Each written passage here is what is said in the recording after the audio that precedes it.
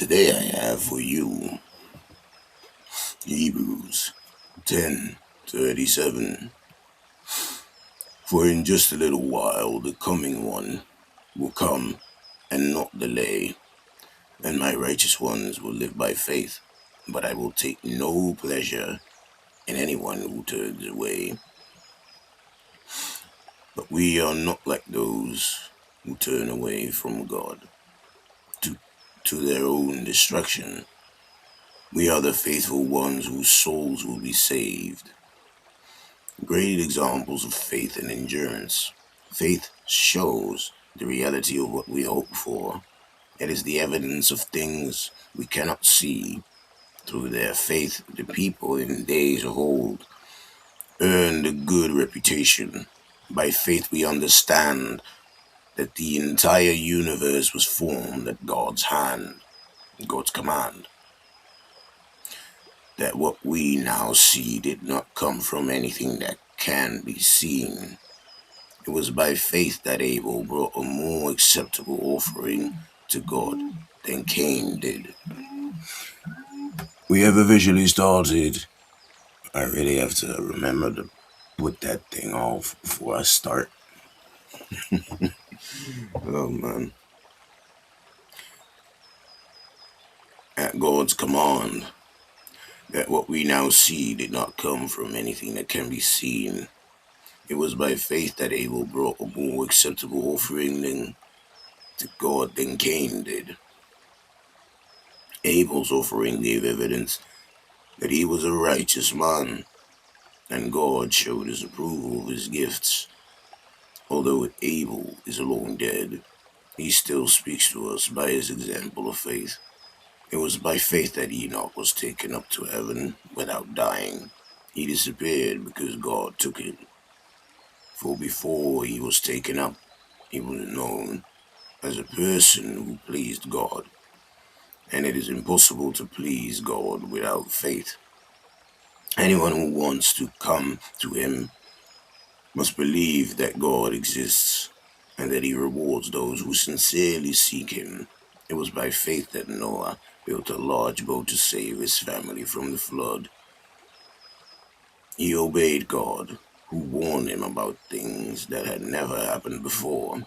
By his faith, Noah condemned the rest of the world and received the righteousness that comes by faith. It was by faith that Abraham obeyed when God called him to leave home, and go to another land that God would give him as his inheritance. He went without knowing where he was going, and even when he reached the land, God promised he lived there by faith, for he was like a foreigner living in tents, and so did Isaac and Jacob, who inherited the same promise. Abraham was confidently looking forward to a city with eternal foundations, a city designed and built by God. It was by faith that even Sarah was able to have a child, though she was barren and was too old.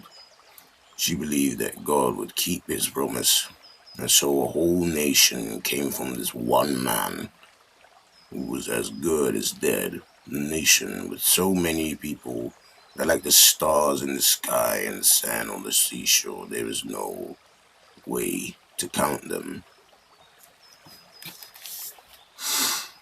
All these people died, still believing that God had promised them, still believing what God has promised them. They did not receive what was promised, but they saw it all from a distance and welcomed it. They agreed that they were foreigners and nomads here on earth. Obviously, people who say such things are looking forward to a country they can call their own. If they had longed for the country they came from, they could have gone back, but they were looking for a better place, a heavenly homeland. That is why God is not ashamed to be called their God, for he has prepared a city for them. It was by faith that Abraham offered Isaac as a sacrifice when God was testing him. Abraham, who had received God's promises, was ready to sacrifice his only son Isaac, even though God had told him Isaac is the son through whom your descendants will be counted. Abraham reasoned that if Isaac died, God was able to bring him back to life again. And in a sense, Abraham did receive his son back from the dead. It was by faith that Isaac promised blessing for the future to his sons, Jacob and Israel. It was by faith that Jacob, when he was old and dying, blessed each of Joseph's sons and bowed in worship as he leaned on his staff. It was by faith that Joseph, when he was about to die, said confidently that the people of Israel would leave Egypt. He even commanded them to take his bones with them when they left. It was by faith that Moses' parents hid him for 3 months when he was born.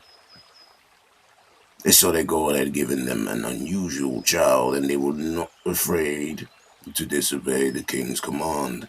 It was by faith that Moses, when he grew up, refused to be called the son of Pharaoh's daughter. He chose to share the oppression of God's people instead of enjoying the fleeting pleasures of sin. He thought it was better to suffer for the sake of Christ than to own the treasures of Egypt, for he was looking ahead to his great reward. It was by faith that Moses left the land of Egypt, not fearing the king's anger. He kept right on, because he kept his eyes on the one who was invisible. It was by faith that Moses commanded the people of Israel to keep the Passover and to sprinkle blood on the doorposts so that the angel of death would not kill their firstborn sons. It was by faith that the people of Israel went right through the Red Sea as though they were on dry ground. But when the Egyptians tried to follow, they were all drowned. That was it for today. May God bless you all, bless your hearts. Peace be with you.